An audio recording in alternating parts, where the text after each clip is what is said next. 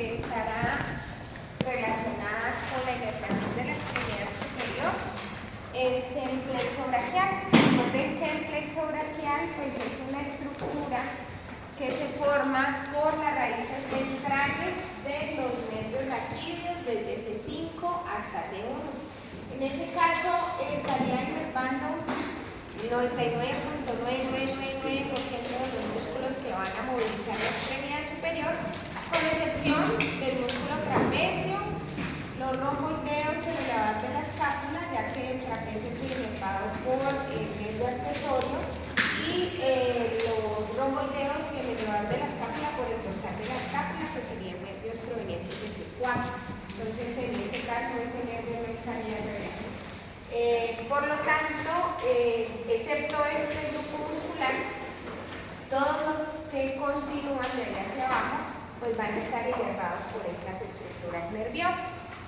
Tenemos que el plexo braquial tiene, como se describe, como un triángulo, y en ese sentido vamos a encontrar que la base de ese triángulo se está ubicando en la región paravertebral de las vértebras cervicales bajas. Ahí en la región por encima de la clavícula, que en ese caso hablaríamos de la parte supraclavicular del plexo braquial. Y el vértice de esta estructura, o el ápex, como le quieran decir, lo vamos a encontrar en la fosa axilar, en relación con la arteria axilar, y es por eso que los fascículos, que serán ya las estructuras más distales de este sexo, los vamos a denominar en torno a la relación que van a tener con la arteria axilar. Entonces, si está medial a la arteria axilar, será medial; si está lateral, lateral; y si va por detrás, será posterior. Entonces, esa digamos que sería como lo más grande que nosotros debemos tener en cuenta. Si la porción superior se denomina supraclavicular, la porción inferior se va a denominar infraclavicular, porque en ese caso tomamos como referencia la clavícula. Otra situación importante que deben recordar es que el plexo braquial, sus raíces y sus troncos van a estar pasando por un espacio que se denomina el espacio interescalénico, que ese espacio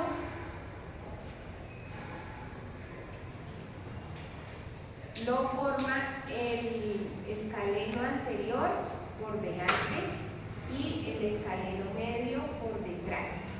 Entonces, en ese espacio entre esos dos músculos es por donde va a pasar el plexo braquial acompañado de la arteria subclavia. Se denomina el desfiladero de los escalenos.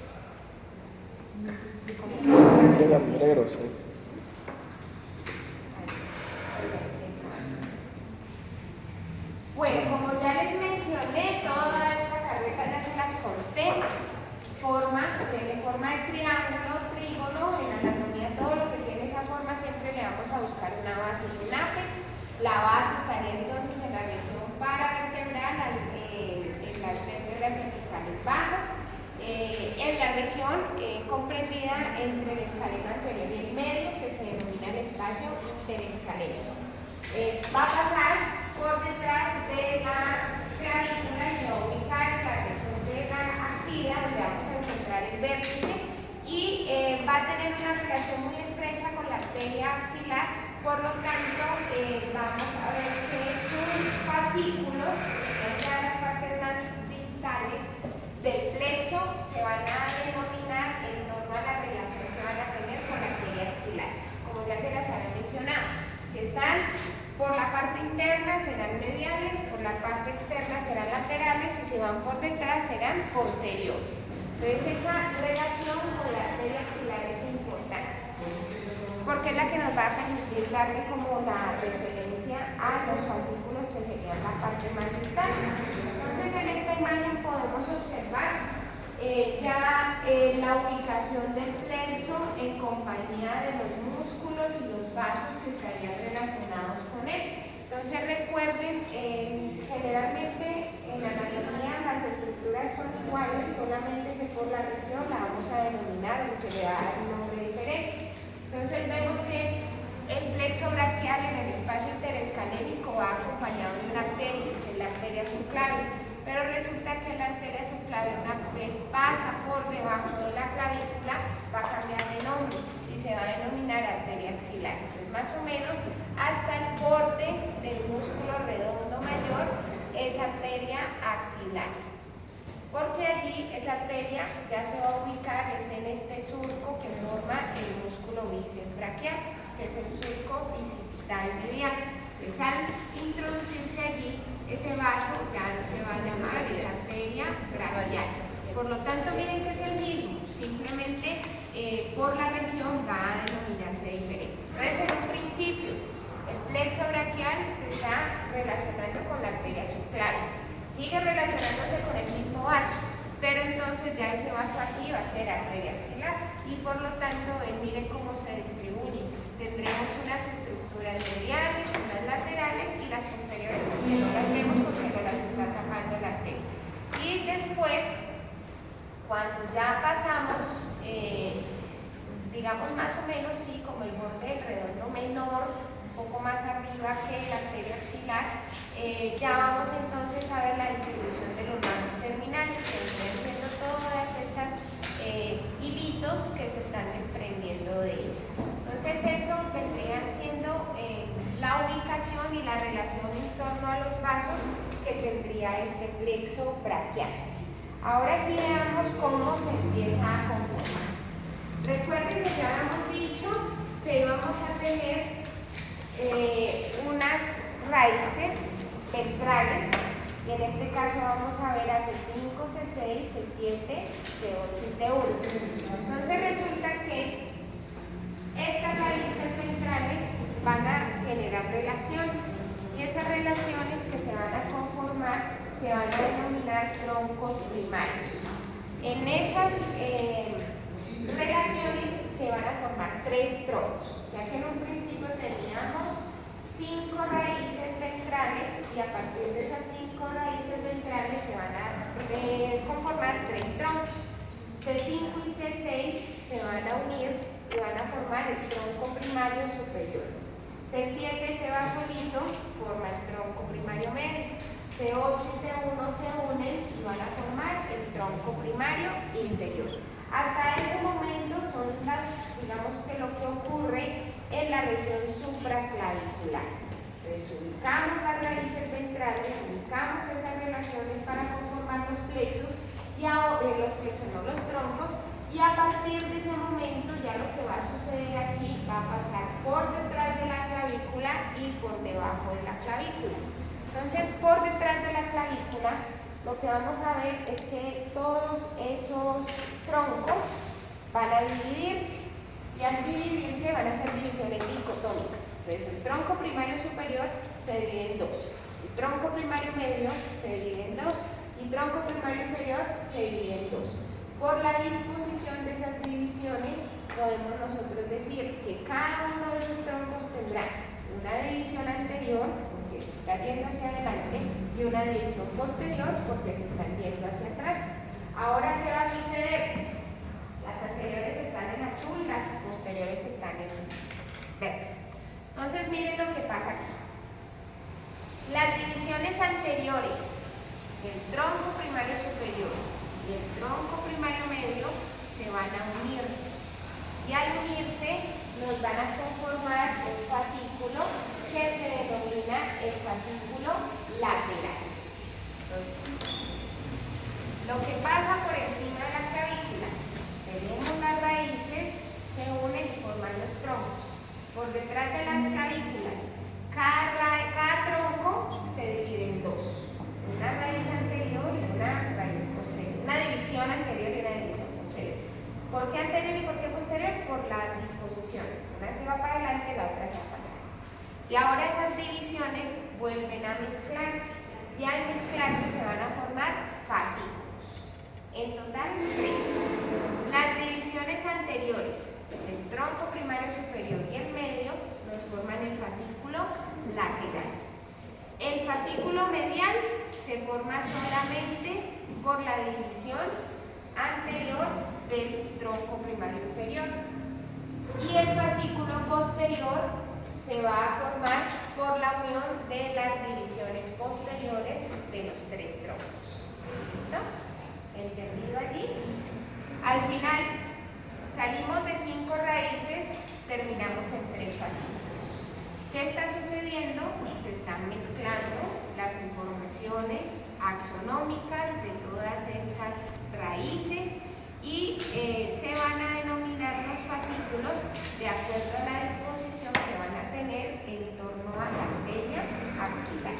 Por lo tanto, será lateral porque está externo a la arteria, medial porque estará interno a la arteria y posterior porque está por detrás de la arteria. ¿Listo? ¿Entendido esto, chicos? Ya habíamos dicho entonces que podíamos nosotros definir que este plexo braquial tendría una región que está por encima de la clavícula, una que está por detrás de la clavícula y una que está inferior a la clavícula. En síntesis, la que está por detrás como que la ignora, porque se habla simplemente de una región supraclavicular y una región infraclavicular. ¿Listo?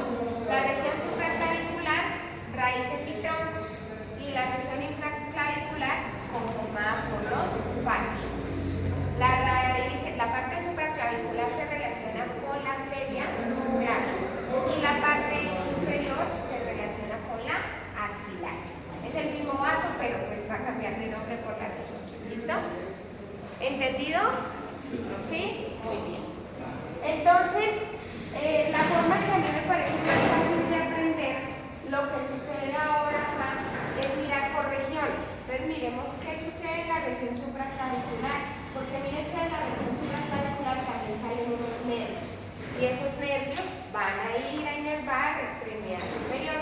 Por lo tanto, vamos a ver cuáles son esos ramos terminales que se derivan de la región supraclavicular y posterior a ello los ramos terminales de cada fascículo que estará en la región supraclavicular.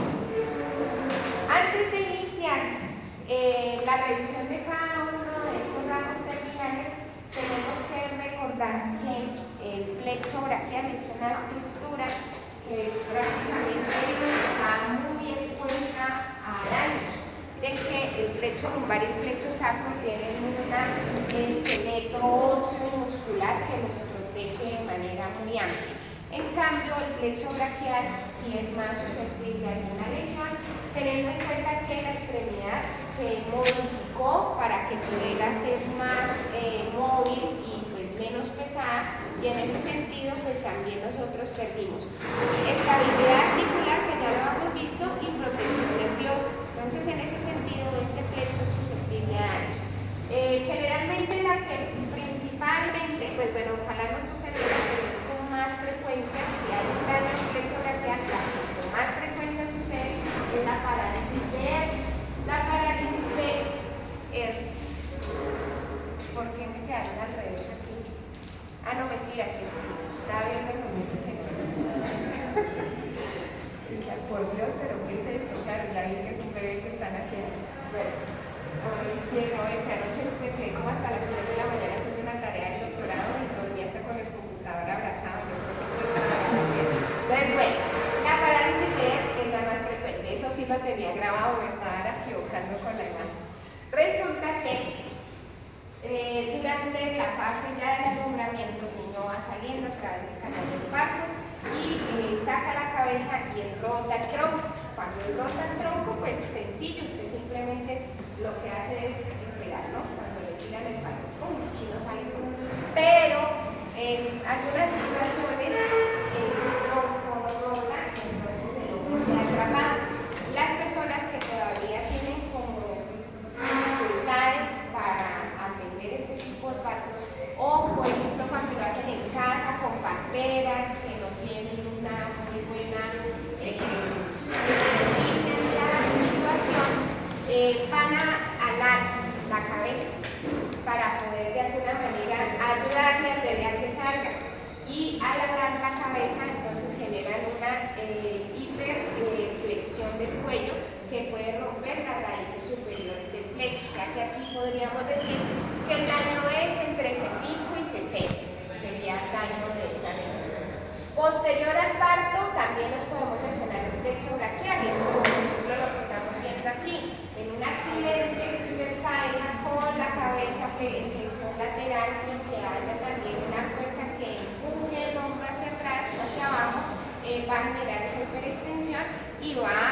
afectar las raíces superiores del plexo. Esta es la menos frecuente, pero también es posible que suceda. Se denomina la parálisis del glúteo.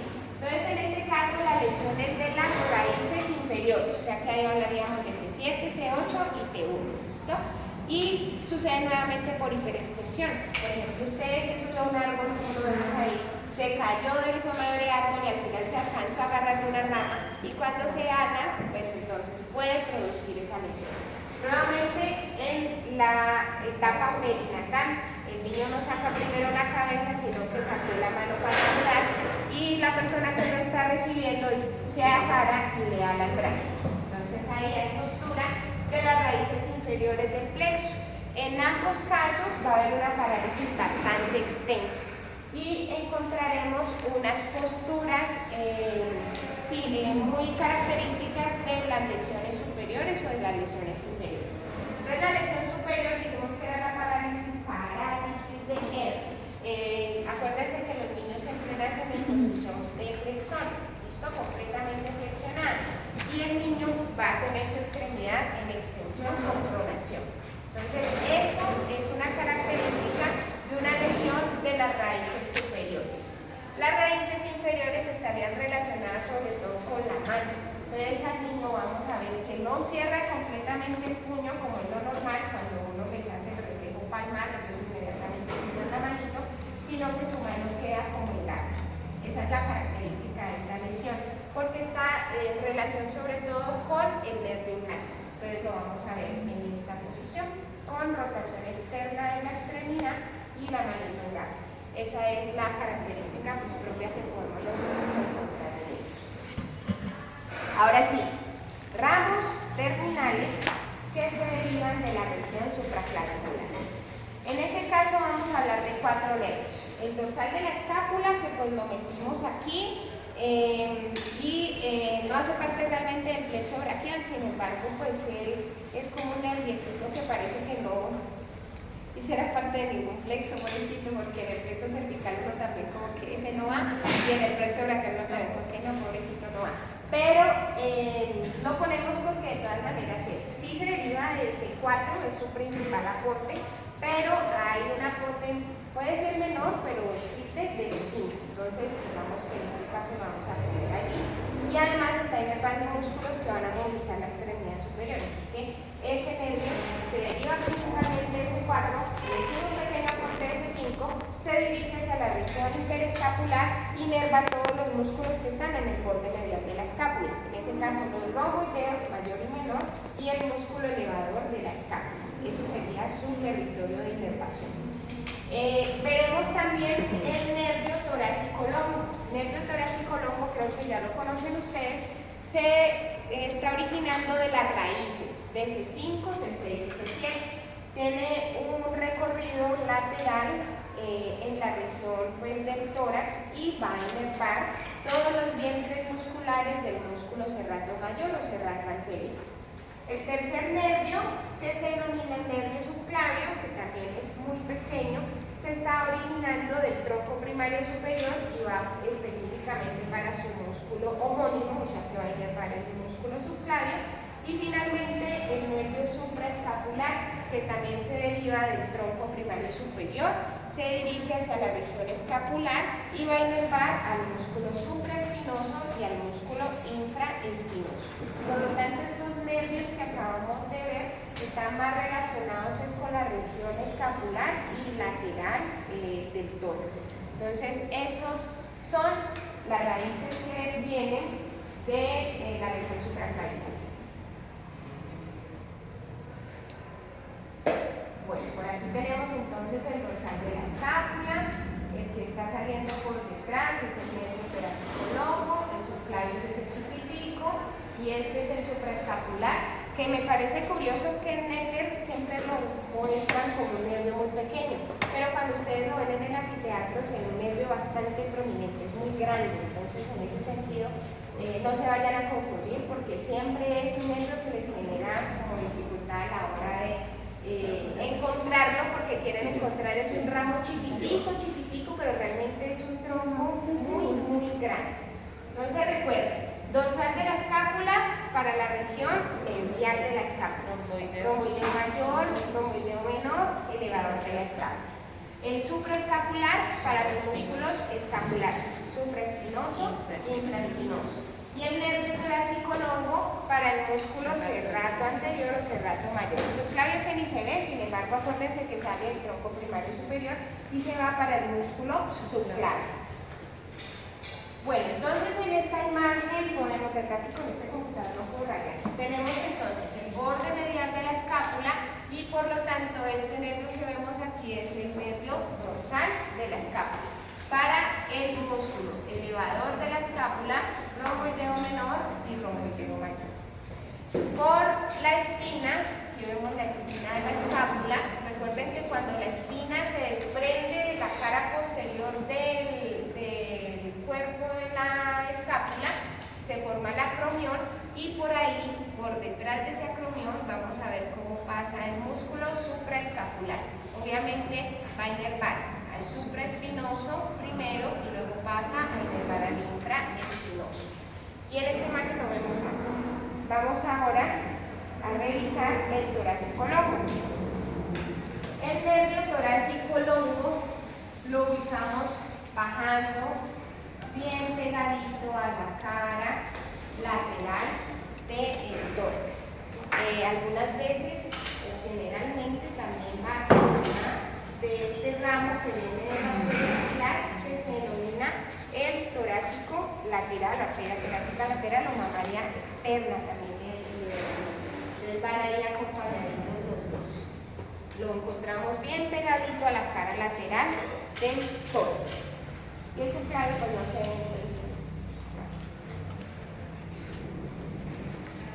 Primera lesión que va, bueno, es la segunda porque ya vimos las lesiones del hueso en sus raíces. Esta ya es una lesión del nervio torácico longo. Cuando el nervio torácico longo se lesiona, va a generar una parálisis del músculo serrato mayor. El músculo serrato mayor es el que mantiene la escápula adherida al tronco. Recuerden que junto a ese músculo y pues por delante, él está por delante y por detrás estaría el subescapular, serían los que van a conformar esa articulación escápulo-torácica.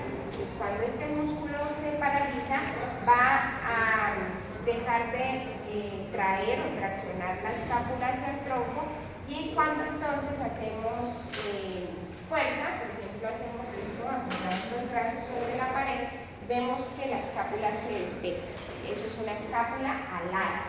Entonces este signo se llama así, escápula alada, y es por disfunción del músculo serrato mayor o serrato anterior, que puede ser simplemente debilidad, pero cuando es debilidad es bilateral, normalmente uno la ven a ambos lados. Si está en uno solo, es lesión del nervio torácico longo. Eso es muy probable que se haya caído. En los deportistas que les hayan pegado. En las personas que de pronto en moto, cuando salen volando y se golpean también la región axilar, ahí entonces también se puede llevar ese nervio. Y finalmente, los ramos infraclaviculares. Digo finalmente, pero aquí nos vamos a demorar un montón, ¿no? Entonces, no es que ya se terminó, sino que vamos a llegar ya a esta región. En los ramos infraclaviculares, pues vamos a describirlos de acuerdo a los ramos que se van a derivar de cada uno de los fascículos. Entonces vamos a empezar con el fascículo lateral, que es el más sencillo. El músculo, el nervio, los ramos terminales del fascículo lateral van a ser principalmente dos. El nervio pectoral lateral, que como su nombre les indica, se va al músculo pectoral mayor. El nervio músculo cutáneo, que ese nombre nos indica dos cosas.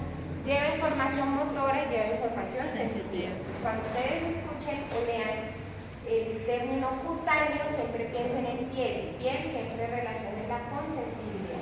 Entonces el nervio músculo cutáneo nos lleva información motora y sensitiva hacia la región del brazo en su cara anterior, pero sensitiva a la región lateral del antebrazo. ¿Listo? Entonces, esos son los principales nervios. Aquí vemos que participa en la conformación del nervio mediano, pero le da un aporte realmente un poco significativo, porque de hecho el nervio mediano se llama así, es porque se deriva de manera principal del fascículo mediano. Entonces sí, él entrega algo de la información, pero no toda ni pues un aporte valioso, no. Por lo tanto, si se da en este fascículo, lo que suceda en la inervación del nervio mediano no va a tener ninguna implicación. Así que las ramas terminales principales del fascículo lateral serán el músculo cutáneo y el nervio pectoral lateral. Como les indiqué, el nervio pectoral lateral va a inervar el músculo pectoral mayor. Y el nervio músculo cutáneo se va a ir a inervar los músculos de la región anterior del brazo. Por lo tanto, va a inervar el coracobraquial, el bíceps braquial y el músculo braquial. Después de pasar por la fosa cubital, él ya va a terminar o no va a llevar información motora, sino que se va solamente sensitivo y se va a ubicar en la región lateral del antebrazo. Ese ramo que se continúa hacia la región lateral del antebrazo se va a denominar nervio cutáneo antebraquial lateral. ¿Listo? Es, digamos que como la terminación del nervio musculocutáneo. Entonces el nervio musculocutáneo llega al brazo, inerva la región anterior y cuando atraviesa la fosa cubital deja de llevar información motora, solamente se va a llevar información sensitiva y se va a ubicar en la región lateral del antebrazo. Ese ramito que se ubica en la región lateral del antebrazo se va a denominar nervio cutáneo antebraquial lateral. ¿Listo? Eso sería entonces con este fascículo. Entonces, ¿verdad que este no me deja rayar acá? Bueno, tenemos entonces la arteria axilar, ustedes ya la reconocen, por lo tanto este sería el fascículo lateral y del fascículo lateral se está desprendiendo este ramo. Miren que ese ramo está perforando un músculo. El músculo que perfora es el músculo coracobraquial. Entonces este es el coracobraquial y el nervio músculo cutáneo lo perfora. Esa es una relación anatómica que les permite ubicar el uno con respecto al otro. Entonces, por ejemplo, yo no sé cuál es el nervio músculo cutáneo, entonces voy a buscar el músculo coracobraquial y el nervio que lo atraviesa, ese es. La otra es, yo reconozco el nervio, pero no reconozco el músculo y por lo tanto por el nervio sé que ese es el músculo coracobraquial. Entonces, uno me sirve de referencia para encontrar el otro. El nervio músculo cutáneo perfora al músculo coracobraquial y ahora sí se va a distribuir en toda la región anterior del brazo. Por lo tanto, inerva al coracobraquial, al bíceps braquial y al músculo braquial que aquí está por acá, músculo braquial. ¿Listo? Eso, chicos, entonces vendría siendo el músculo cutáneo. Por aquí vemos el aporte que le está dando para la conformación del nervio mediano, que recuerden que no es tan significativo ese aporte, sin embargo, pues es importante que recuerden que existe.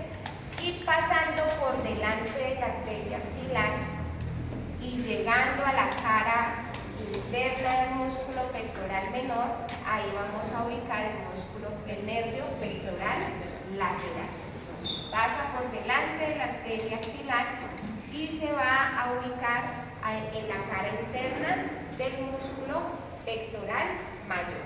Ese es el nervio pectoral lateral. En esta imagen podemos observar cómo el nervio musculocutáneo continúa su recorrido hacia el antebrazo. Entonces nuevamente lo observamos aquí, perforando el músculo coracobraquial. Se va a distribuir en todos los músculos de la región anterior.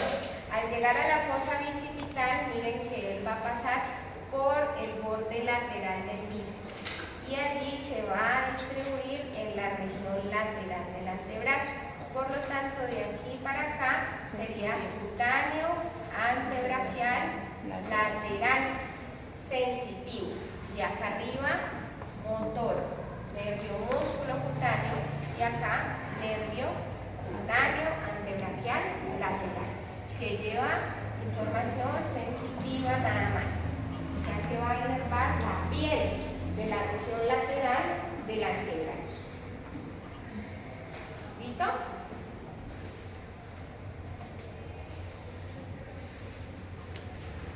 Lo mismo que les acabé de decir, pero con un muñequito más bonito. Territorio motor del nervio músculo cutáneo, los músculos del compartimento anterior del brazo. Territorio sensitivo, borde lateral del antebrazo. Esa es su función en general de este nervio. ¿De qué fascículo se desprende? Del lateral. Por lo tanto, este es como el más importante de este fascículo, ¿no? Vamos con el medial.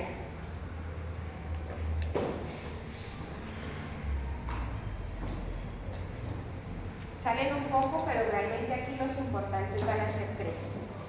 Tenemos que del fascículo medial se desprende otro nervio hacia la región pectoral que se llama el pectoral medial. Este nervio pectoral medial va a inervar el pectoral menor, pero también perfora el pectoral menor y termina llegando al pectoral mayor. Por lo tanto, el pectoral mayor, el músculo pectoral mayor, tiene inervación del fascículo lateral, pero también del fascículo medial. Del fascículo lateral por el nervio pectoral lateral y del fascículo medial por el nervio pectoral medial. Entre ellos dos incluso se forma un asa, el asa de los pectorales, que también estaría por delante de la arteria axilar. Pero creo que ya ningún cabe la mano. ¿Listo? Entonces ese sería el nervio pectoral medial. Al pectoral menor y también al pectoral mayor. Tendremos otros dos nervios que son cutáneos y ellos entonces van a llevar solamente inervación sensitiva. Cutáneo braquial medial, sensibilidad de la región medial del brazo, y cutáneo antebraquial medial, sensibilidad de la región medial del antebrazo. Y finalmente, los nervios que se van al antebrazo y la mano, el nervio ulnar y el nervio medial. El nervio ulnar, como su nombre les indica, su recorrido será más que todo medial.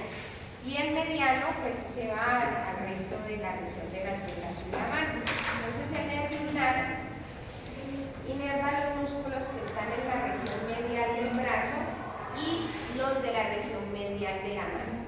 Y el nervio mediano inerva el resto del antebrazo e inerva el resto de la mano, específicamente la región tenal, que es donde más se va a ubicar el nervio mediano.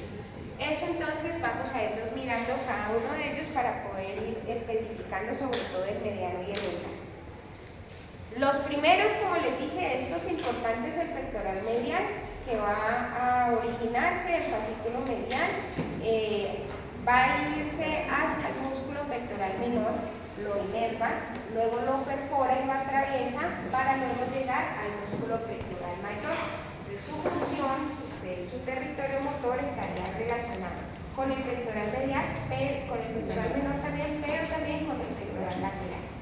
Los otros dos nervios son cutáneos, por lo tanto solamente llevan información sensitiva. Cutáneo braquial medial a la región medial del brazo y cutáneo braquial antebraquial medial a la región medial del antebrazo. ¿Listo? De ellos, importante, una relación que vamos a encontrar de este cutáneo braquial medial con el nervio que está saliendo del segundo espacio intercostal. Ese nervio que sale de ahí se llama nervio intercostobraquial. Y ese nervio intercostobraquial genera relación con el músculo cutáneo braquial medial y estaría relacionado sobre todo con esa irradiación del dolor cuando hay alguna afectación en el corazón. Entonces, los signos característicos del infarto, ustedes ya conocen, que es el dolor opresivo en la región como si lo estuviéramos trabajando, la región del cuello, apretado el tórax como si lo estuvieran abrazando muy duro, y el dolor irradiado hacia la extremidad superior izquierda. Ese dolor irradiado hacia la extremidad superior izquierda es por ese nervio intercostobraquial. Sale del segundo espacio intercostal, se asocia al nervio cutáneo braquial medial y por lo tanto esos dolores se van a ver irradiados hacia la extremidad superior. Entonces ese es el nervio que nos genera esas cosas. Intercostobraquial. Segundo espacio intercostal, sí señor. Volvemos a esta imagen. Tenemos fascículo medial, medial a la arteria axilar. En ese caso estamos viendo este nervio que sale, perfora al músculo pectoral menor y se termina o llega hacia el músculo pectoral mayor. Ese sería entonces el nervio pectoral medial. Pectoral medial.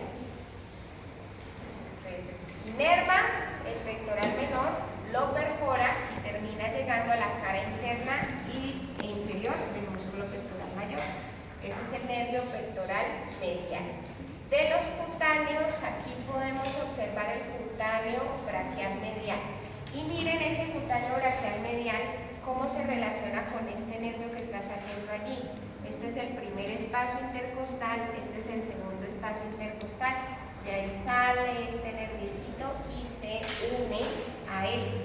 Ese es el intercosto braquial, el responsable de ese dolor irradiado hacia la región del brazo cuando tenemos algún infarto, alguna situación en el corazón. Hasta cuando termina con la novia también le duele el brazo. Listo, pero esos apenitos no es nada más. ¿Listo? Ese entonces vendrían siendo los nervios que necesitamos. El otro que es el cutáneo antebraquial, no lo estamos viendo aquí. Ah, bueno, no lo está. No, mentira, sí, aquí va. Ven. Ese es el cutáneo antebraquial. Cutáneo antebraquial medial. Cutáneo antebraquial medial los identifican ustedes siempre por su origen, ¿no? Entonces tenemos el fascículo medial, sale un nervio largo hacia arriba, cutáneo braquial medial, y uno que está inmediatamente por debajo de él es el cutáneo antebraquial medial. La única forma de identificarlos, porque como ya no está la relación de la piel, entonces ya no vemos a dónde llega, simplemente vemos unas tiras ahí que cuelgan. Entonces esa es la forma de identificarlos. Cutáneo braquial medial se origina un poco más arriba, el cutáneo antebraquial medial se origina un poquito más abajo del fascículo medial. Ahora ya miremos los más importantes de este fascículo medial, que es el nervio mediano y el nervio ulnar.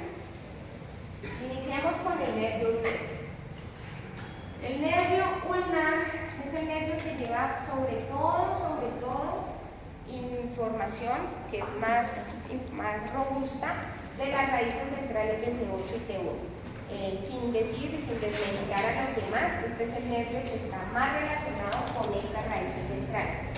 En la región del brazo no hace nada, simplemente tiene un transcurso muy posterior a la vena braquial, el exurco braquial medial, va a pasar por detrás del epicóndilo medial, por eso cuando uno se golpea el codo inmediatamente la mano le hormiguea, porque este nervio tiene un recorrido muy subcutáneo por detrás del epicóndilo medial.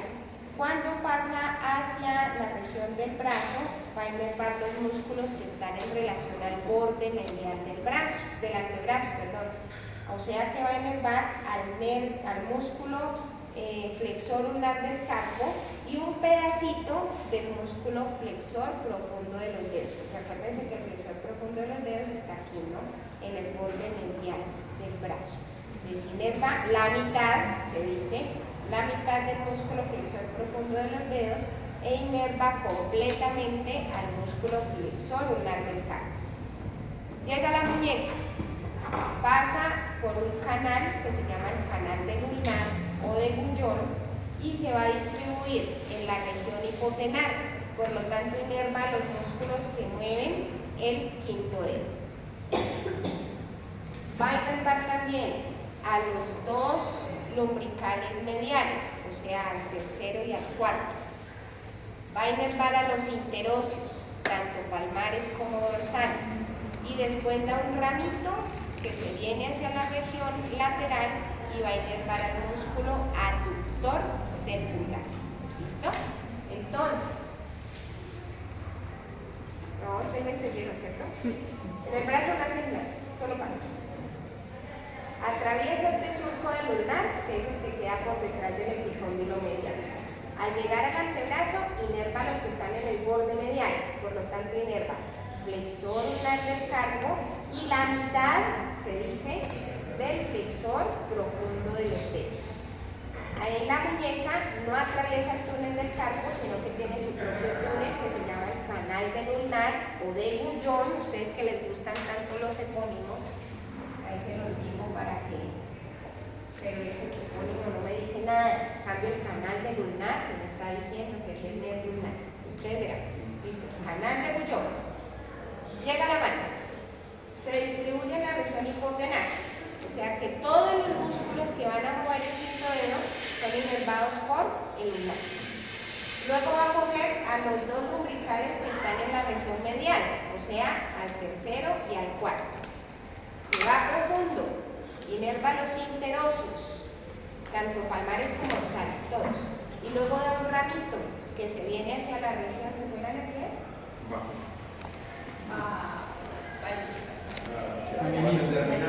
Del pulmar. Así que ese es su territorio.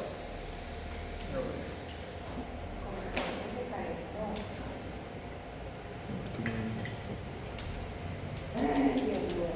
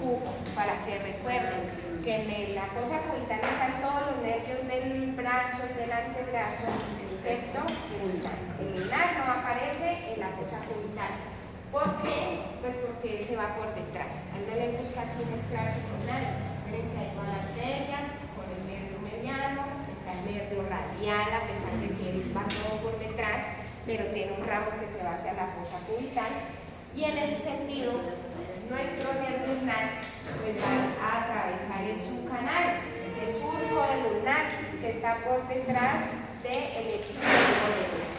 Cuando atraviesa ese surco se va a ubicar en la región del antebrazo y al ubicarse en la región del antebrazo la inerva que está en la región medial.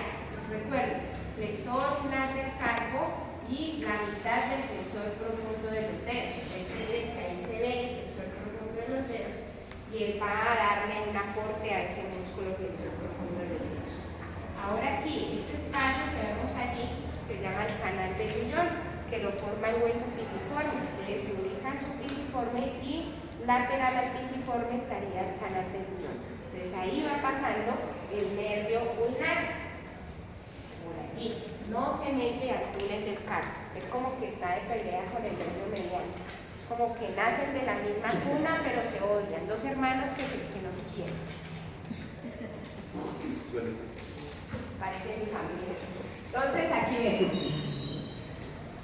retináculo flexor, el túnel del carpo acompañado del nervio mediano que sí se va por ahí, el nervio ulnar no. Y lo que hace es pasar con la arteria ulnar por el canal del gullón, miren aquí el hueso pisiforme, pasa hacia la mano, ¿listo? Cuando llega a la mano, ahora sí se va a distribuir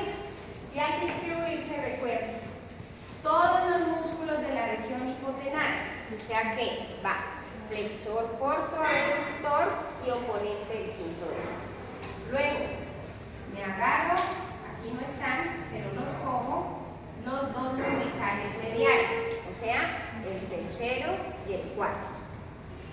Después de eso, me profundizo hacia los interóseos, tanto palmares como dorsales. Y finalmente voy a dar un ramito para inervar al adductor del pulgar. Sería el único músculo de la región tenar que tendría algo que ver con el nervio ulnar. ¿Listo? El único músculo que tendría algo que ver con el nervio ulnar. De resto, ya saben, siempre él va por el borde medial de la mano. Así que, si necesitamos nosotros hacer un resumen de su territorio motor, vamos entonces a recordar que va a inervar todo lo que está en el borde medial del antebrazo, la región hipotenar, los interóseos, los últimos lumbricales y el adductor del pulgar, ¿no? Y su territorio sensitivo, nada que ver con el brazo ni el antebrazo. Acuérdense que acá hay un cutáneo braquial medial y acá hay un cutáneo antebraquial medial. Por lo tanto, su territorio sensitivo va a estar relacionado con la mano. ¿Qué parte? Pues el borde medial, tanto por su cara palmar como por su cara dorsal. ¿Listo? Entonces, cuando el ninja llega y rompe la tabla, nervio ulnar, ¿no? Nervio ulnar. Aquí hay una situación y es que él va a coger solamente la mitad del cuarto dedo, ¿no? Solamente la mitad medial del cuarto dedo. Su territorio sensitivo, entonces, borde medial de la mano, tanto por su cara palmar como por su cara dorsal. Y el cuarto dedo solamente su borde medial. Borde lateral, nada que ver. Eso entonces, el nervio ulnar. Veamos ahora el radial. Ah, no, entonces la lesión del ulnar. Aquí hay una situación bastante curiosa con el nervio ulnar porque hay algo que se describe como una paradoja. ¿Saben qué significa una paradoja? ¿No? Entiendo el contexto, pero no lo puedo definir. Bueno, una paradoja vendría siendo algo como que sucede, pero no debería ser así. Pues, esto es paradójico. Usted siempre dice, a ver, podemos decir un ejemplo de la vida real. Los hombres. Bien, así está bien. Empezamos bien, ¿no? Los hombres que son heterosexuales mantienen un miedo tenaz de que a un hombre les empiece a remar, ¿no? Que les tire los pelos. Tienen un terror, pero viven asustados y atemorizados de que llegue un no heterosexual y les empiece a echar los pelos. Pero entre ellos, mi amor, mi vida, ¿cómo estás? Se agarran las nalgas, los paquetes, se tocan el pectoral, todo el día se la pasan manoseando. Si uno lee un chat entre una pareja hetero, o sea, hombre y mujer, son muy secos. Sí, no, mi vida, chao. Pero en el chat con el mejor amigo, mi vida, te amo, mi amor, lo más lindo, mami, no sé qué. Eso es paradójico. Eso es paradójico. Paradójico. Entonces, ¿por qué con el amigo que no es homosexual, con él sí? Pero apenas se encuentran uno, ahí sí, entonces se empiezan a echar para atrás y viven con un miedo. Pero si ya los han manoseado un montón de veces, ¿cuál es la diferencia? Esa es la que uno no entiende. Entonces la paradoja del nervio ulnar viene siendo algo así. Resulta que ustedes mismos saben, la médula espinal, entre más abajo, pues menos estructuras serán comprometidas. Si por ejemplo una lesión de la médula espinal es muy alta, pues el movimiento y la sensibilidad se va a perder de todo el cuerpo. Y entre más abajo, pues menos movimiento se va a perder. En el nervio ulnar pasa lo contrario. Entre más alta la lesión, menos compromiso motor y sensitivo. ¿Por qué? No sé. Es una paradoja. Es lo que sucede con el nervio ulnar. Si la lesión del nervio ulnar es distal, el compromiso motor y sensitivo es tenaz, o sea, esa mano queda muy comprometida. Pero si la lesión del nervio ulnar es muy superior, en el codo o más arriba, no es tan difícil, o sea, es más llevadera. Entonces, por eso se dice que es una paradoja. No sucede como debería, está pasando al contrario, y solamente sucede con este nervio, es la paradoja del nervio ulnar. Las lesiones del nervio ulnar generalmente están relacionadas obviamente con la mano, que va a ser la que más va a sufrir el territorio motor y sensitivo, y las principales características, manifestaciones que vamos a ver es que los espacios entre los huesos del carpo se empiezan a ver más amplios, y eso es porque se pierde la contracción de los músculos interosos. Entonces se ve una mano esquelética, eso es lo primero. Visualmente, una mano esquelética en la que vemos los espacios entre los cuerpos de los metacarpianos muy marcados. La incapacidad de hacer abducción y aducción, y finalmente cuando nosotros le pedimos que haga flexión de los dedos, simplemente va a flexionar las interfalángicas proximales. Esa mano queda como de esta manera, es una mano en garra de lunar, por la parálisis del músculo flexor profundo de los dedos. Entonces eso es lo que sucede allí con estas lesiones del nervio ulnar. Ahora, el nervio mediano. El nervio mediano es un nervio que tiene un aporte de manera principal proveniente del fascículo mediano, pero tiene un aporte poco significativo, pero presente, del fascículo lateral. Acuérdense que él se forma como una M, o bueno, no una M, sino una V, enfrente o por delante de la arteria axilar. Va a pasar muy medial en la fosa cubital y se va a relacionar con el músculo pronador redondo. Acuérdense que el pronador redondo dijimos que tenía dos cabezas, el nervio mediano pasa en medio de esas dos cabezas. Cuando llega allí, se va a dedicar a inervar todo lo que no inervó el nervio ulnar. Entonces inerva a todos los músculos de la región anterior del antebrazo, excepto el flexor ulnar del carpo, la mitad del flexor profundo de los dedos, porque eso es territorio del ulnar. Tampoco inerva el músculo brachiorradial y tampoco inerva el músculo supinado. Entonces, excepto a ellos, todos los demás son inervados por el nervio mediano. O sea que ahí podríamos decir pronador redondo, flexor radial del carpo, músculo palmar, flexor superficial de los dedos, la mitad del flexor profundo, flexor largo del hallux,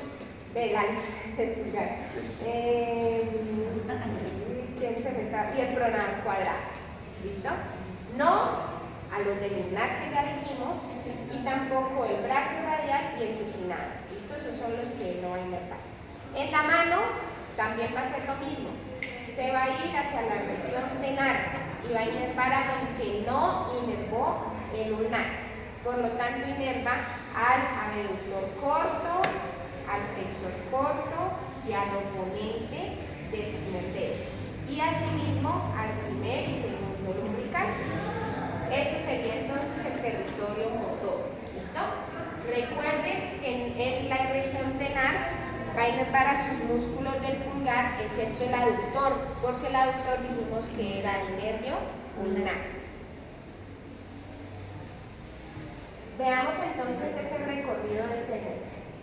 Resulta que ya vimos ese pliegue, la fosa cubital, vemos que viene acompañando a la arteria lunar o la arteria radial en este caso, a los cielos lunar, perdón, y va a ubicarse ya en la región del antebrazo, en medio del flexor superficial y profundo de los dedos. Acuérdense que dijimos que iba ahí como en un sándwich.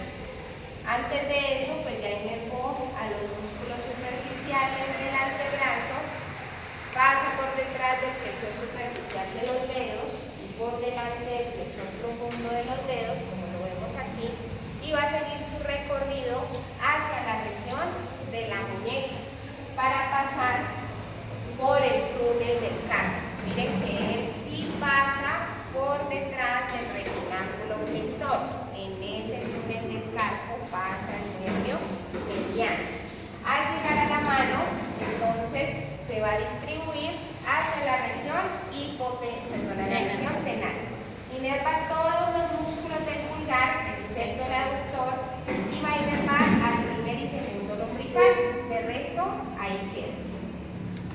territorio sensitivo está relacionado con la palma de la mano y solamente las puntas de los dedos en su región dorsal. Entonces, vemos que ya como en ninja, el borde medial dijimos que era lunar, tanto por su cara dorsal como por su cara palmar. Ahora, la palma, cuando hacemos las arepitas, el nervio mediano, toda la palma incluyendo los dedos. En el dorso, solo las puntas, las falanges distales del cuarto dedo en su borde lateral, del tercer dedo completo, del segundo dedo completo y la uña, la falange distal del primer dedo. ¿Listo? Ese es su territorio sensitivo. Miren que este nervio nos está inervando muchos músculos del antebrazo, pero no tantos de la mano. Sin embargo, el compromiso del nervio mediano es muy grande en la mano, porque recuerden que el pulgar corresponde al 50% de la mano. Entonces, si hay una parálisis de los músculos que mueven el pulgar, usted perdió el 50% de la movilidad de su mano. O sea que está muy afectado. Ese, chicos, entonces, como síntesis, ese es el territorio motor y sensitivo. Recuerden en el antebrazo, pronador redondo, flexor radial del carpo, músculo palmar, flexor superficial de los dedos, la mitad del flexor profundo de los dedos, el flexor largo del pulgar, el pronador cuadrado. ¿Listo? En la mano, abductor corto, flexor corto, oponente y los dos primeros lumbricales.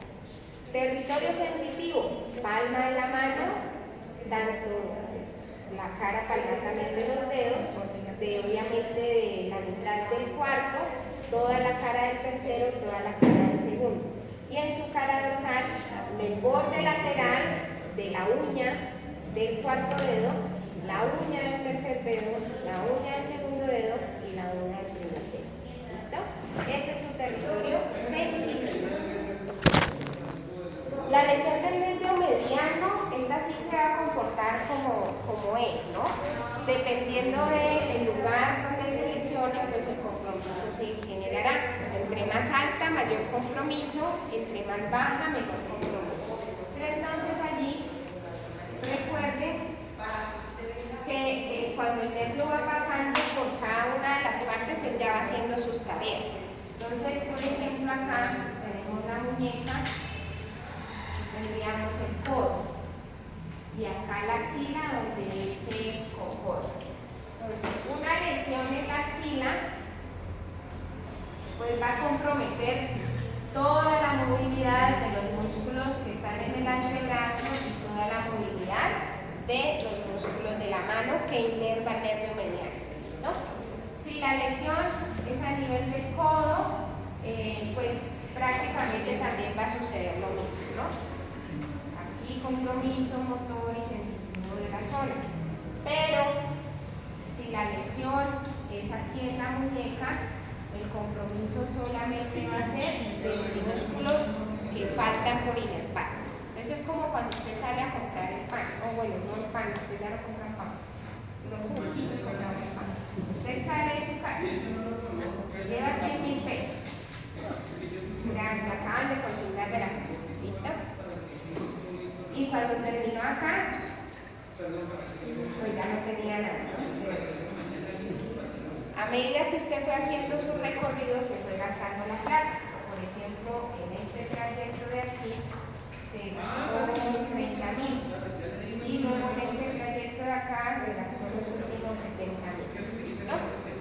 Si a usted aquí, en este trayecto lo roban, pues no va a poder gastarse ni los 30 ni los 70, ya se quedó sin plata. ¿Listo?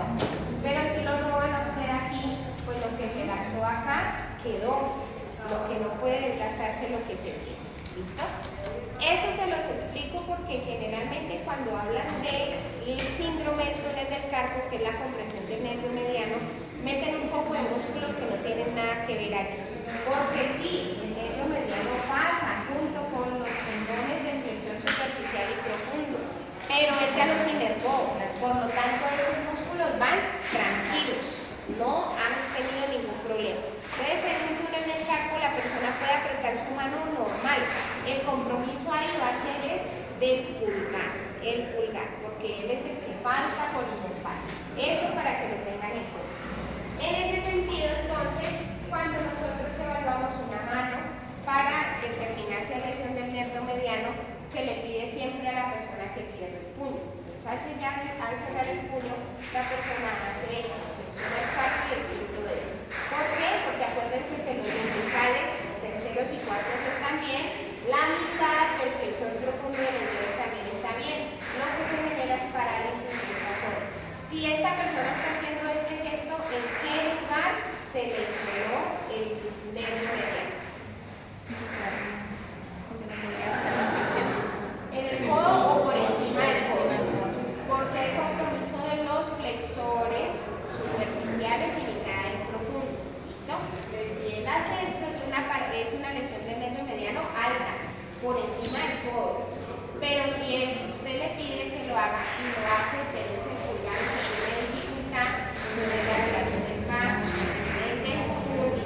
¿Listo? En el túnel es donde se lesiona. ¿Y qué voy a observar? Visualmente, acuérdense que dijimos que el nervio unal se veía como una mano esquelética, ¿no? Los espacios entre los metacarpianos se ven muy, pero muy prominentes. En cambio, en el nervio mediano lo que yo voy a ver es una esqueletización, aplanamiento de la región tenal. Entonces se ve como, no se ve la prominencia hipotenar y tenar, sino que se ve la prominencia hipotenar y de ahí para abajo la mano plana. Y eso es porque esos músculos pues han perdido fuerza. Y si pierden fuerza, pierden trofismo, no se ve pues que se vea muy desarrollado. Bueno, esto es lo del túnel del carpo. Cuando inicia, cuando apenas empiezan a generar manifestaciones, la parte motora no es tan evidente, porque usted puede seguir moviendo el dedo, usted puede seguir haciendo agarres, no es tan evidente, pero sí empiezan a verse manifestaciones sensitivas. Entonces, con las manifestaciones sensitivas yo empiezo a sentir hormigueo y a veces como si me pasara corriente a la mano. Una forma de evaluar esa zona es con estos signos de Pinner y Falk. Entonces, yo que le digo a la persona, ubique las manos como si fuera a rezar. Y si usted hace esto y se le empiezan a dormir las manos, es un signo positivo. De la misma manera, el otro es Falk, yo hago lo contrario. Y si se le empiezan a dormir las manos, es un signo positivo. De compresión, o sea que apenas está empezando ese síndrome del túnel del carpo, todavía se puede tratar de disminuir o variar pues esta situación. Si ya la vaina se pone peor, ahí sí no hay nada que hacer. No le sirve. ¿Cómo? No le sirve para eso, que miren. Sí, se abre el retináculo y se aumenta el espacio. Eso es lo que hacen, eso no es fácil. Antes sí generaba mucha dificultad. La persona quedaba con un compromiso motor, a veces la muñeca por la misma cirugía perdía movilidad. Ahorita no, eso es microcirugía, o sea, es que ya ni siquiera con que tú abras el espacio un milímetro, ya. O sea, no es tan grave. Y lo más importante es que la persona deje de hacer la actividad que le generó el túnel. Entonces, si era secretaria y todo el mundo todo el tiempo estaba digitando, tiene que cambiarla de allí. Porque si ella la opera, queda bien, vuelve a ser lo mismo, va a volver a suceder, que esos tendones se van a hipertrofiar. Y el retináculo, acuérdense que eso es un tejido rígido, él no se estira. Por lo tanto, ¿para dónde se va a ir ese tendón gordo? Pues para ningún lado, empiezan a pelear por espacio y el que lleva el bulto es el nervio mediano. Ese es el que va a llevar del punto a otro. Bueno, fascículo posterior, que ya es el último fascículo que vamos a ver aquí. En el fascículo posterior, dos nervios importantes.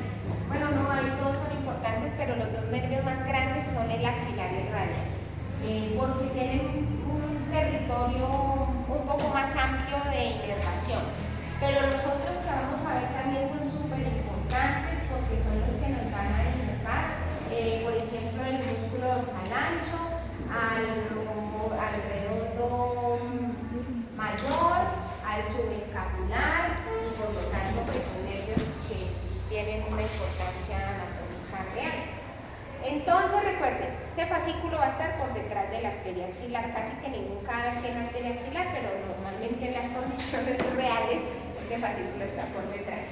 Inmediatamente que se unen todas las divisiones posteriores, vamos a ver que se van a derivar de él dos nervios. En nuestro contexto latino salen dos nervios. En estas imágenes que ustedes ven que están generalmente hechas con modelos anatómicos de personas europeas o americanas, pues esa vaina sí salen tres. Entonces no se vayan a asustar en caso de que en el anfiteatro solo vean dos nervios saliendo, ¿listo? Porque nosotros los latinos generalmente es así.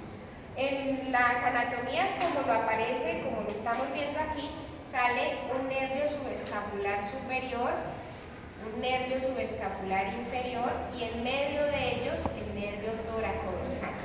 En nosotros sale un nervio subescapular y luego se divide en dos ramos. ¿Listo? Eso es lo que sucede allí. ¿Para dónde se van los subescapulares? El superior estaría llegando a la fosa subescapular. Por lo tanto, viene para el músculo subescapular. Y el inferior se va para el redondo mayor.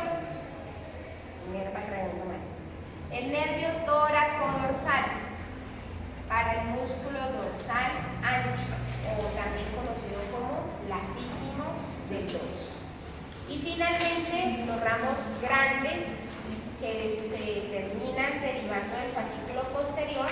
Veremos uno que se queda aquí en la región del hombro, que se llama axilar o circunflejo, que se va para el músculo más hermoso del miembro entero, que se llama el deltoides, y para el redondo menor.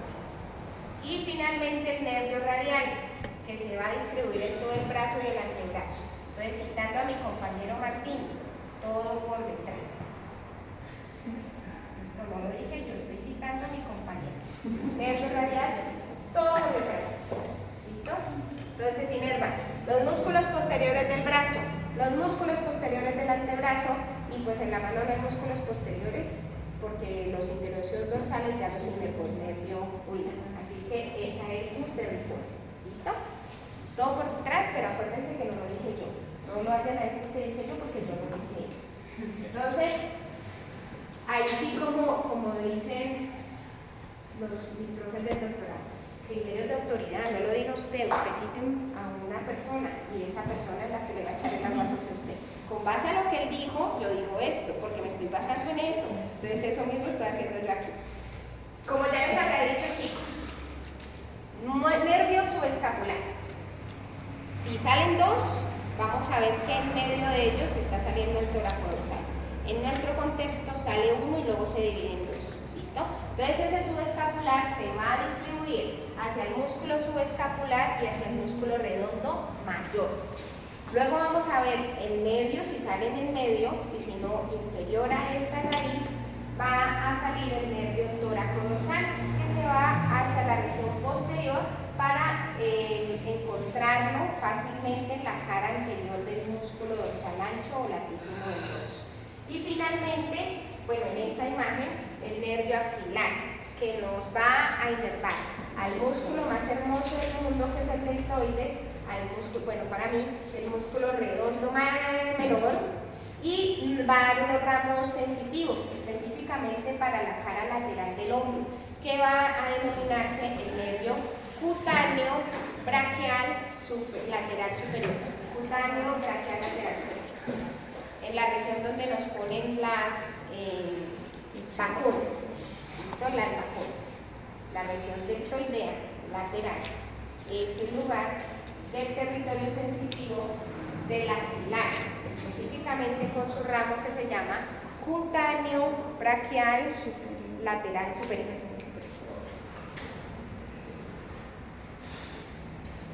Bueno, tenemos entonces, nos ubicamos acá atrás, aquí en esta región vemos el fascículo, bueno, no se ve el fascículo posterior, pero estamos viendo cómo sale este ramito y se queda ahí en la fosa subescapular.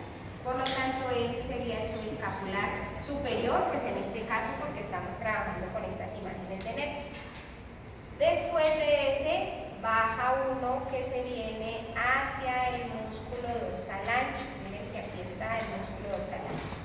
Ese sería el tóraco dorsal.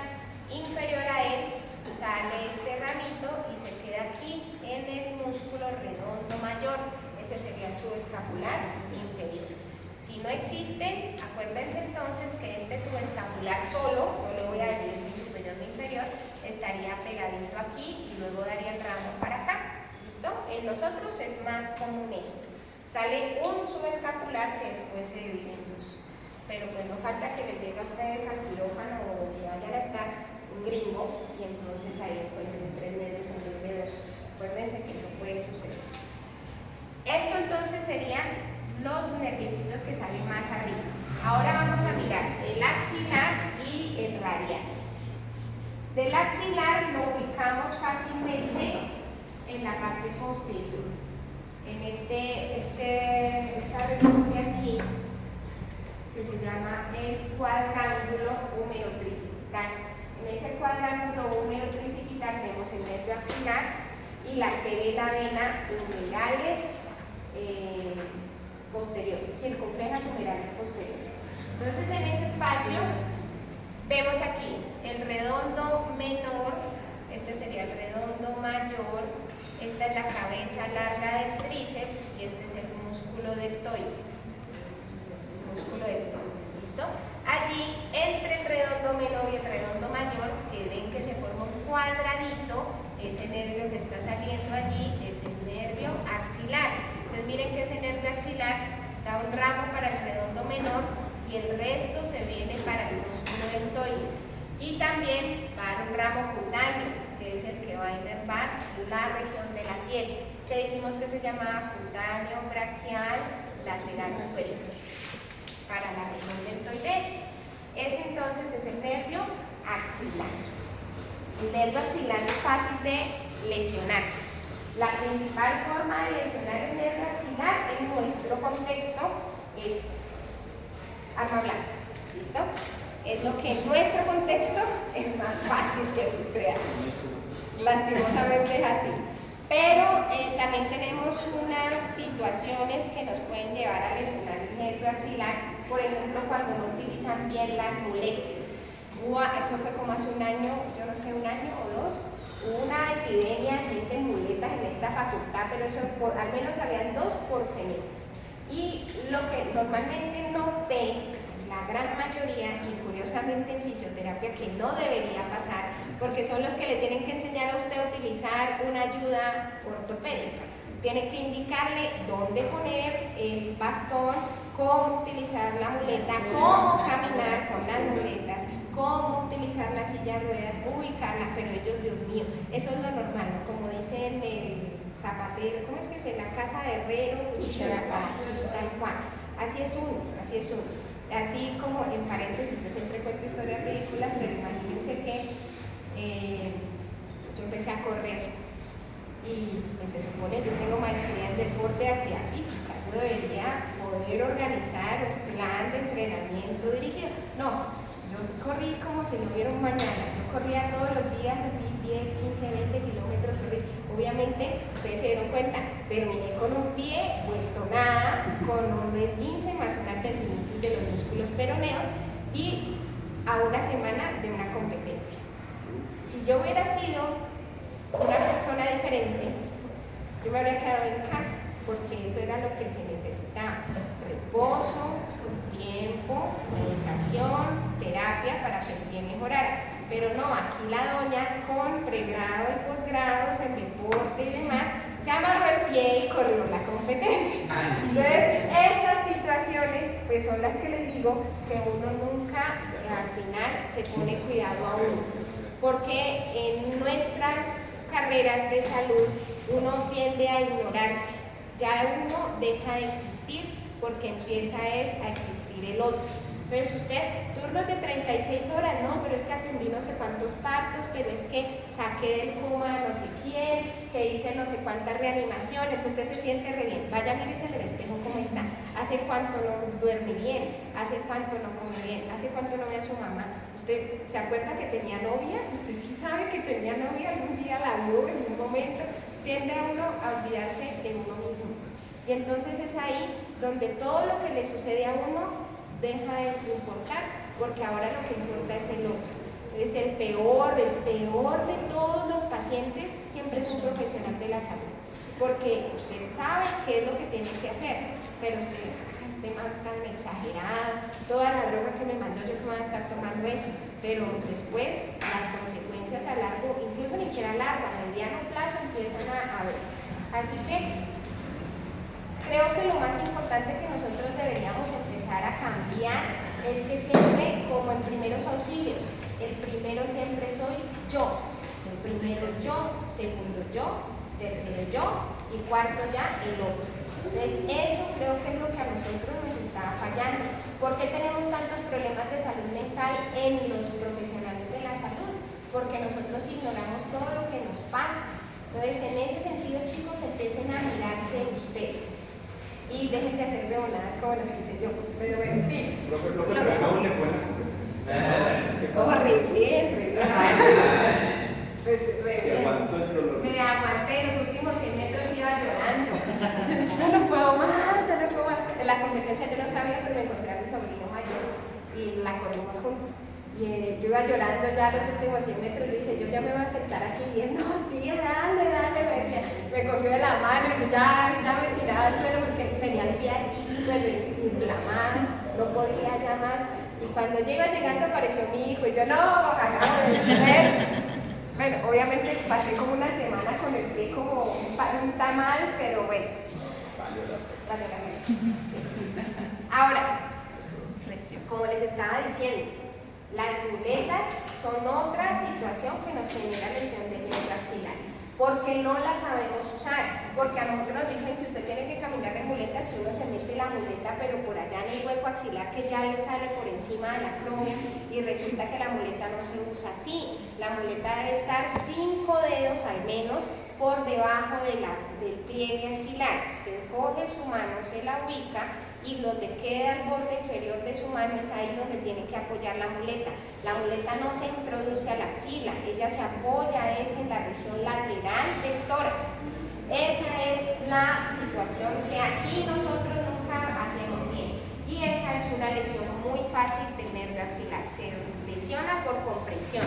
En este caso aquí estamos viendo un paciente que tuve, un paciente hace muchos años, y cuando se le pedía abducción, él simplemente hacía los primeros 30 grados, porque de ahí para allá no podía, porque se lesionó el nervio axilar. Él sí fue como la común denominador de aquí de Colombia, ¿no? Por robarle la moto, lo apuñalearon, le dañaron el nervio axilar, las arterias, quedó con un trasplante de hombro, etcétera. Pero entonces es una foto que nos demuestra, miren, que los primeros 30 sí, porque son del supraespinoso, pero de ahí para allá ya no puede. Además, miren el contorno del hombro, es un contorno que se nota que sí está, se ven deltoides, entonces miren que aquí es un contorno plano, o sea, chato. Lesión del nervio axilar. Acuérdense de esto, de por Dios, ustedes empiecen a mirar a sus compañeros, compañeras, pacientes y demás. No los dejen que se ubiquen esas muletas de manera inadecuada. Ellas se apoyan en la región del tórax, no se introducen a la axila, ¿listo? Eso es importante que lo tengan en cuenta, porque el peso del cuerpo no cae en la axila, usted no se va a colgar así, va a caer en sus manos, por eso es que usted tiene una agarre aquí. Pues cada vez que usted va a dar el paso, el peso va para las manos, no para la axila, ¿listo? Entonces recuerden eso siempre. El último, ahora sí, este es el más sencillo de todos, el de todo por detrás. Acuérdense que él sale el fascículo posterior y se va a distribuir todo por detrás, y es el más fácil de aprenderse porque va a inervar la piel y los músculos de todo lo que quedó faltando. Entonces inerva músculos extensores del codo, músculos extensores de la muñeca y supinadores de la muñeca, y músculos extensores de los dedos, tanto pulgar como los demás. ¿Listo? Por eso él es todo por detrás. Miren que tiene unos nervios sensitivos, que son los que nos van a inervar la piel de la parte posterior del brazo, de la parte posterior del antebrazo y de la parte posterior de la mano, lo que quedó faltando, porque acuérdense que esta parte aquí era ulnar, los dedos eran medianos y por lo tanto el resto que quedó faltando del dorso será radial. ¿Listo? Eso, chicos, es el nervio radial. Los ramos musculares profundos y superficiales, musculares para la región del brazo, los profundos para la región del antebrazo y los superficiales son los que van a ir a darle la sensibilidad al dorso de la mano y el pulgar, lo que le quedaba faltando al pulgar. Eso, chicos, es el nervio radial. Acuérdense que no lo dije yo, pero es muy válido el aporte, ¿no? Todo por detrás, es fácil aprenderse eso. Cuando uno le mete como... Todo por detrás. Yo no sé por qué a uno le queda... Si uno le mete morbo, si le mete algo ahí, como, se le queda como metido en la cabeza. No se olvide, la montaña, la vida nos dañó. Tenemos entonces, chicos, aquí vienen estos ramos musculares, por aquí está saliendo el ramo superficial, el ramo profundo lo vamos a ver bien metidito. Bueno, estos son los musculares, ahí vienen los musculares. Este chiquitico que está pasando por delante de este músculo que es el anconio es el ramo superficial. Y ahí vemos entonces los ramos profundos. Los ramos profundos hacia los músculos posteriores del antebrazo y el ramo superficial es el que se viene al dorso de la mano y al pulgar. ¿Listo? Ese entonces, chicos, es el territorio. Acuérdense que habíamos dicho que del antebrazo en su región anterior no había inervación ni del mediano ni del lunar para el braquio radial y el supinado. Por lo tanto, el braquio radial y el supinador son del radial. Ellos son del radial. Son del compartimiento anterior, sí, pero los va a inervar el radial. ¿Listo? Ahí lo vemos bien bonito. Estos ramitos son los superficiales, dando entonces la inervación de la piel, de la región del dorso de la mano, lo que quedó faltando, ¿no? Lo que quedó faltando. Y ahí está. Cutáneo braquial lateral superior, que era del axilar. Y todo lo que ustedes ven ahí en rojo es lo de radial. Por eso es que es Martín 2005. Eso entonces es lo que tendríamos que ver. El nervio radial, cuando se lesiona, pues nos va a generar una mano caída, o sea, no vamos a poder hacer extensión. Y en ella, pues depende también del lugar de inervación. Si es una parálisis alta, pues vamos a tener dificultades para la extensión del codo, la extensión de la muñeca y la extensión de los dedos. Pero a medida que va bajando, como lo vimos en el mediano, pues su territorio pues va a ser menor. Lo que principalmente sucede es esto. La mano, cuando es una lesión alta o baja también, se genera esta postura. Cuando es por encima del codo, se genera esta postura. Se llama mano en propina de portero. Entonces la mano queda pronada, porque acuérdense que el supinador perdería su inervación y la extensión de la muñeca y los dedos se pierde, por lo tanto la mano queda en esta postura. Mano en propina de portero. Y esa también es una parálisis muy común en las lesiones por nuestro contexto, lastimosamente. Aunque no siempre, porque acuérdense que el nervio radial pasa muy cercano a la diáfisis del húmero. Entonces, cuando se fractura el húmero, se puede llevar el nervio radial. Entonces, si se fractura acá la diáfisis, es muy probable que haya perdido la extensión de la muñeca y los dedos y se produzca esa parálisis como la vemos ahí. Entonces, no siempre no le pongamos tanta pereque a vivir en un país tercermundista. También una fractura se puede generar, una lesión del nervio radial. En esta es típica la parálisis del borracho, que no siempre es porque están alcoholizados, aunque es la forma en la que pierden conciencia y por lo tanto no van a sentir que la mano se les adormece. Generalmente a uno le pasa que está haciendo sus tareas y se quedó dormido en la mesa y puso la cara así. Cuando se despertó fue porque la mano le empezó a doler. Usted va a levantar la muñeca y no puede, entonces pero lo despierta la sensación de dolor. En cambio, en el borracho, por eso se llama así, la parálisis del borracho. Como hay una intoxicación etílica, la persona perdió conciencia y por lo tanto queda apoyada allí y no se puede levantar. Cuando se levanta, la mano les queda así, y se demora muchísimo tiempo porque se genera una neurafraxia. Entonces en esa neurafraxia toca colocarles una férula y demás mientras el nervio vuelve otra vez a funcionar. Entonces quedan con la parálisis del tórax, queda la mano así. Entonces la va a llevar hacia atrás, tienen que tirarla así porque no la puede hacer. Así que tengan cuidado a la hora de dormir. Los dermatomas se los van a aprender hoy o cuando vayan a bañarse. No sé cuándo se bañan ustedes. Y entonces van a coger el jaboncito o el estropajo, lo que sea, y van a empezar, ¿no? Bien untadito ese jaboncito y empieza. C5, C6, C7, C8 y C1 bien lavado, ¿no? Entonces, C5, C6, C7, C8 y T1. ¿Listo? Esos son los dermatomas de la extremidad superior y con el jabón se los aprende uno facilísimo. Recuerden, C5, C6, C7 es como el dedo medio y la palma, la mitad. C8 el borde cubital hasta el codo y T1 hasta la axila. ¿Listo? Así, cuando se vayan a bañar, se lavan así por dermatomas. Y los miotomas son más sencillos. Para los miotomas, entonces usted se va a aprender lo siguiente. Cuando yo hago flexión de codo, es C5.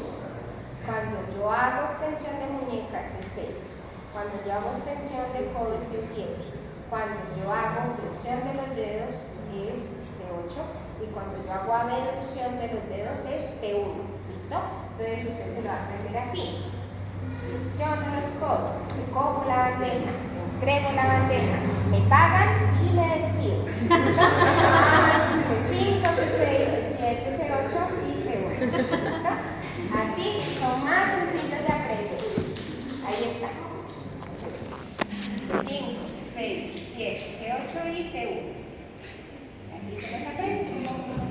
Entonces recuerden, flexiono los codos, recojo la bandeja, entrego la bandeja, me pagan, me despido. C5, C6, C7, C8 y T1. T1 abducción del meñique, pero eso es muy difícil. Ya.